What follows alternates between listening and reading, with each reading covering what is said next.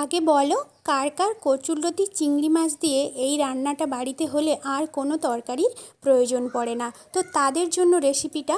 তো চলো, মাত্র আমি দুটো উপকরণ দিয়ে রান্নাটা করেছি, সেটা তোমাদের সাথে শেয়ার করতে চলেছি। তো রসুন আমি কয়েকটা আগে থেতো করে নিলাম। তারপরে দেখো, আমি একটা প্যান নিয়েছি, তাতে আমি চিংড়ি মাছগুলো ভেজে নেব একেবারে হালকা করে, খুব বেশি কড়া করে ভাজবো না। তো নমস্কার, আমি নির্মিতা। তোমরা সবাই কেমন আছো? আশা করি খুব ভালো আছো। তো আমি আমার ডেইলি ভ্লগের সঙ্গে কিছু রান্না তোমাদের সাথে শেয়ার করি, যেগুলো আমি খুব ভালোবাসি করি। তো চলো, তারপরে চিংড়ি মাছ ভাজা হয়ে গেছে, কড়াইতে সামান্য তেল দিয়ে দিয়েছি, দিয়ে এরপরে দিয়ে দিয়েছি তেজপাতা, শুকনো লঙ্কা আর দেবো কালো জিরে। জাস্ট ফোড়নে এই তিনটে দেবো। আর মশলাতে শুধু দেবো এই দেখো পেঁয়াজ। তো আমি এখানে কাঁচা লঙ্কা ব্যবহার করছি, কাঁচা লঙ্কা ব্যবহার করব, দিইনি এখনও। তো কাঁচা লঙ্কা দেবো আর শুকনো লঙ্কাটা কিন্তু কম দেবো।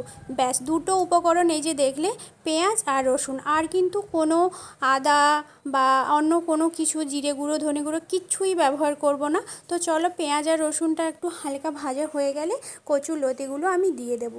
তো ব্যাস, কচুরলতিগুলো একটু ভাজা ভাজা হতে দিই, ঢাকা দিয়ে এটাকে ভেজে নেব হালকা হালকা করে। তো তারপরে দিয়ে দিলাম গুঁড়ো লঙ্কাটা তোমরা তোমাদের স্বাদ মতো দেবে। আর আমি দিয়ে দেবে তোমাদের স্বাদ মতো লবণ। ব্যাস, আমি জল ঢেলে দিলাম, ভাজা ভাজা হয়ে গেছে। ব্যাস, এবার জলটা ফুটতে শুরু করলে ভেজে রাখা যে চিংড়ি মাছগুলো ছিল সেগুলো দিয়ে দেবো। দিয়ে এবার আবারও ফুটতে দেবো, একদম সুন্দর করে নরম হয়ে যাবে, তখনই এটাকে নামাবো। তো চলো দেখো, এরপরে আমি ফুটতে শুরু করলে আবারই ঢাকা দিয়ে দিচ্ছি। একদম খুব খুব বেশি আঁচ না, হালকা আছে। আর দেখো, এই যে রেডি হয়ে গেছে আমার, একেবারে সুন্দর সেদ্ধও হয়ে গেছে। কচুরলতিকে আগে থেকে কোনো সেদ্ধ করার দরকারই পড়ে না, এত সুন্দর হবে। তো চলো, কার কার রেসিপিটা ভালো লাগলো অবশ্যই কমেন্ট করে জানিও। টাটা।